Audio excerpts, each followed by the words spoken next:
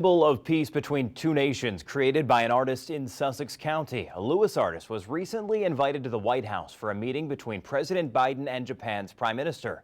As WBOC's Jack Ford tells us, his art served as a gift to the nation of Japan.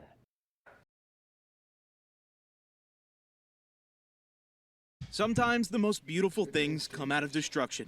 It's what Japanese art form of kintsugi is born out of, creating new art out of the old. Legend says it was created over 1,500 years ago when a Japanese king had a piece broken and repaired using gold. From that, a metaphor was born. That metaphor presents a situation where something bad happened, and if you fix it, something better gonna occur.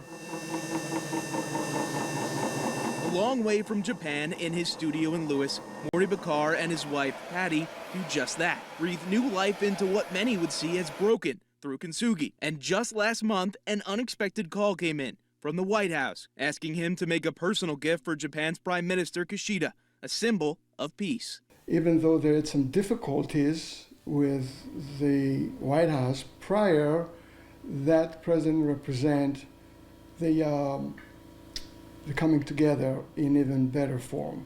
So Bakar and his daughter made their way to the White House and watched as two of the world's most powerful countries and leaders joined together just as his art does. And he says the trip opened his eyes just how far life and art can bring you, seen through the eyes of his simple Uber ride.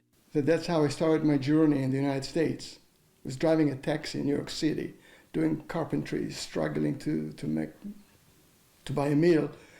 And here I'm driven by somebody that did what I've done on the way to the White House. So it really struck me. You go through life, you don't realize the little increments of progression, but that ride really said it all for me. So until the White House calls again, Bakar will be in Lewis, proving to himself and the world that just because something is broken doesn't mean it can't be beautiful. In Lewis, Jack Ford, WBOC News, Delmarva's news leader.